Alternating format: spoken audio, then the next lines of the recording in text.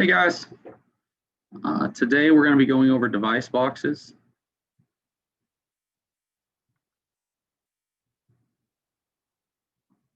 Turn to module 6 in your electrical books. I'll give you a second to get there. Module 6 is going to go over device boxes as a whole and break it down per section.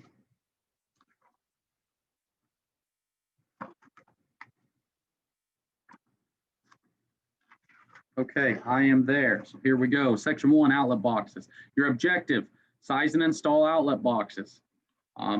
That's something we will be able to hopefully do after we complete this module. So, as you can see on figure 1, page 2 of module 6, you have knockout enclosures and conduit caps. Several different types of ways to seal fittings, boxes, anything. But in this scenario, we're talking about just boxes. I'm going to break out the laser pointer. I hope you can see that. With these knockouts, closures, when you knock out a box, several of you have seen these. This is a 4-square box. They come in a couple different sizes. There's what we call a 4 and 11, which is a 4 and 11/16. We may go over it later in the slideshow, but it's called a 4 and 11 because it's 4 and 11/16. This one's just called a 4-square. Just a 4x4 metal box is what this goes by in the trade. They make several different types of these knockout fittings. So that's what you're seeing in the picture. It looks like this on the outside, these on the inside. Sometimes you got to bend these in a little bit to make them work correctly. They should fit. This is a 1/2-inch knockout. It should fit in this 1/2-inch enclosure. As you can see, it goes in hard. So you bend those in a little bit, slide it in easy, go inside the box, and then bend them back out. And that will seal the box, seal the fitting. So these come in different sizes. That's it for a 1/2-inch, what we call KO, a knockout.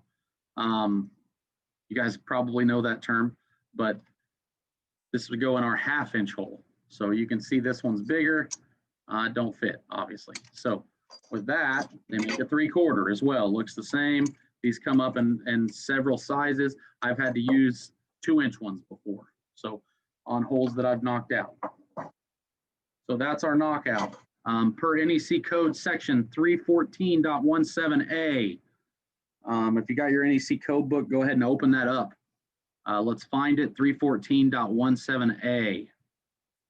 That's going to give you the National Electric Code regulation for all openings, and outlet boxes must be closed.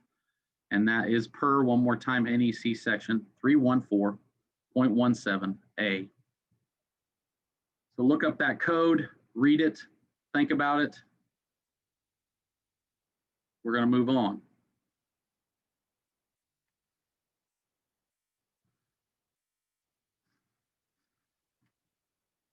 So types of boxes. We went over this a little bit. In this picture, you can see a regular octagon box is what we call it in the trade. I do not have one handy. It looks just like this outlet box. I hope you can see my laser pointer. This is a regular octagon box. It's going to be in an octagon shape. I know it's kind of round here, and sometimes they make these ceiling fans as a kit. It will come around like that. It's still an octagon shape, as you can see. These are going to be supported in between the studs of your home. So you will have a stud that runs here, stud that runs here. These will drive into the studs, mount just extra support. As you'll find in several different sections, and in this slideshow right here, it tells you this box is not to exceed 70 pounds in weight. So this box is rated for a certain amount of weight for ceiling fans mainly. There are other applications that would use this. They're rare. The main use for this is to hang a ceiling fan. This is a ceiling fan box, ceiling fan bracket.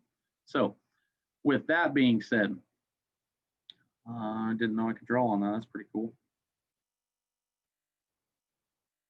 With that being said, this is usually used to mount heavier objects. It has codes to regulate that.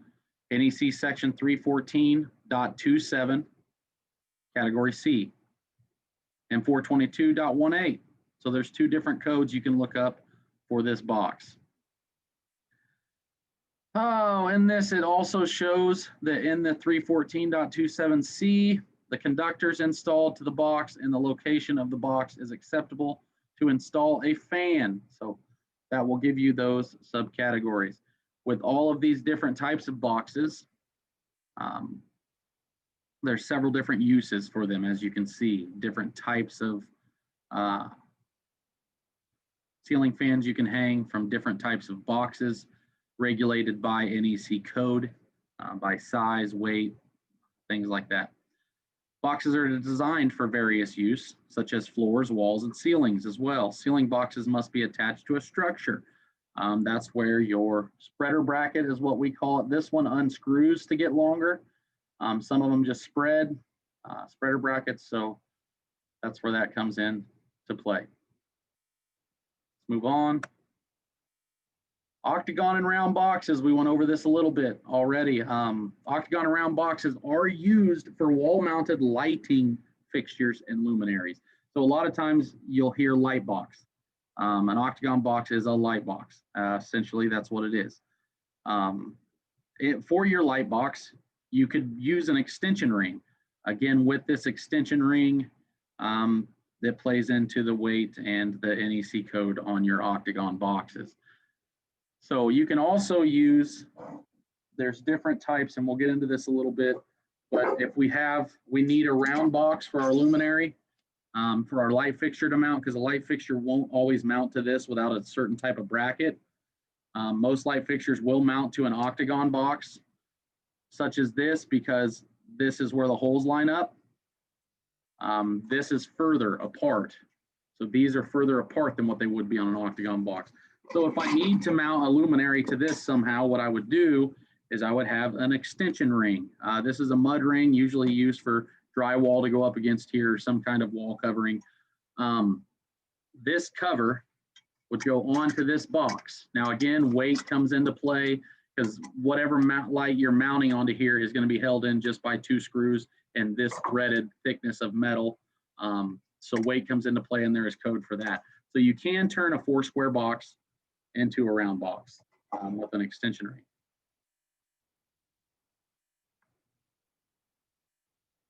Fixture hangers. These are used for extra support as well in the residential aspect. Instead of just nailing this board straight onto the stud, you can put these in the center of the stud space if you need to with a spreader bracket. So maybe it makes your lights even in the room if you need to spread them out correctly, and going on a stud will throw off your spacing. Also, it does give it extra support.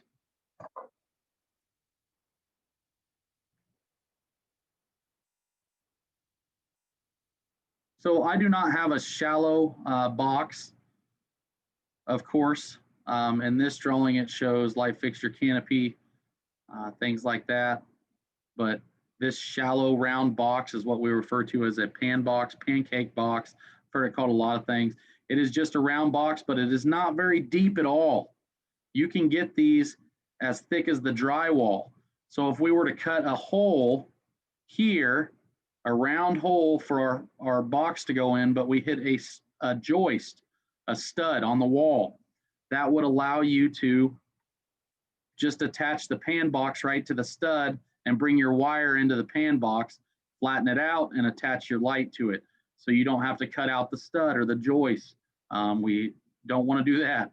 And you don't have to patch a hole and try to move your hole over here where there's no stud or joist over to the right or left. Pan boxes are important. They're not very thick at all. I mean, this one, imagine this not having the flat space on it and just being a box, just this being the round box with a blank cover here.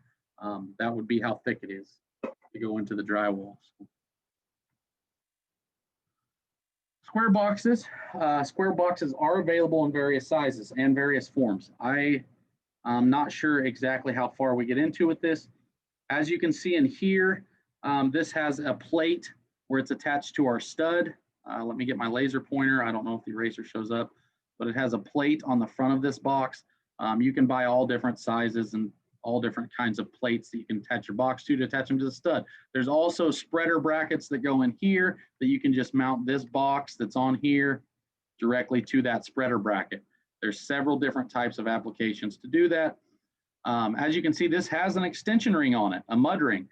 This one is obviously for a pretty thick material here. So this will be finished surface right here. They come in different shapes, different sizes. Again, this is a single gang mud ring. It is thin. It's just for, I would say that one is for 1/2 inch drywall. This one is for something a little bit thicker. So this is probably more for 7/8. And it's a double. As you can see, 2 devices fit in here. 2 switches, 2 outlets. This is a single, 1 outlet, 1 switch.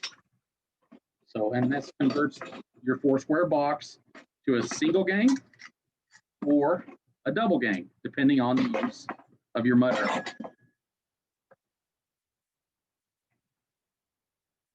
So then we get into here, the different device boxes. Of course, you can use, you have different circumstances where you use these boxes in residential. Metal box, this does accept, in this scenario has a Romex connector in it. It will accept conduit as well, metal conduit. It will allow you to use it as a cut-in box. So you cut your hole this size, you slide this box in the hole. These hold on the outside of the drywall, and then you'll usually, with a metal box, you'll have metal clips that come through and hold in and fold onto the inside and hold this in here.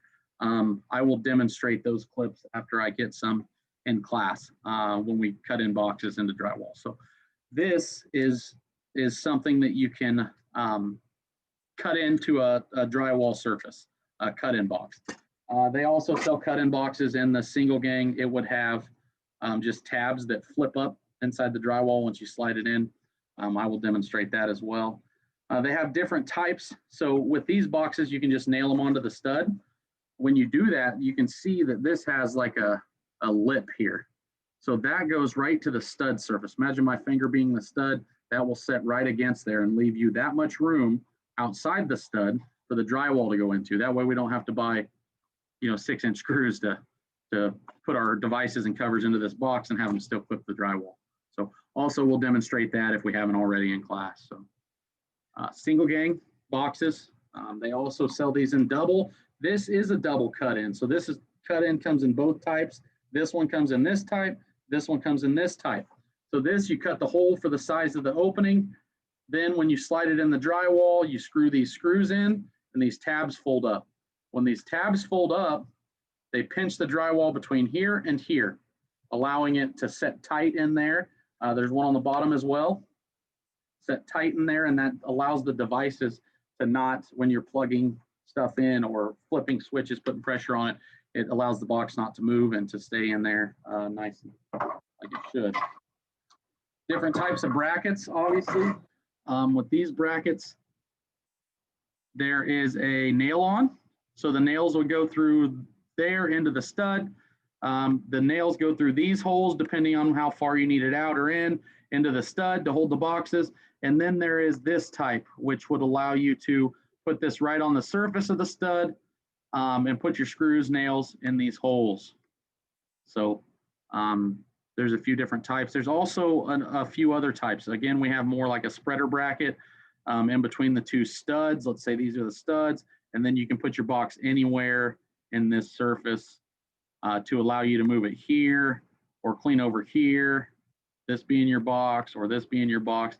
Again, that'll work for spacing, is really good for spacing. So we'll move on.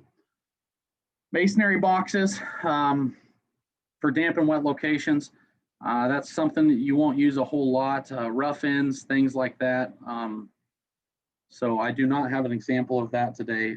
That's something we'll go over a little more in class once I have that available.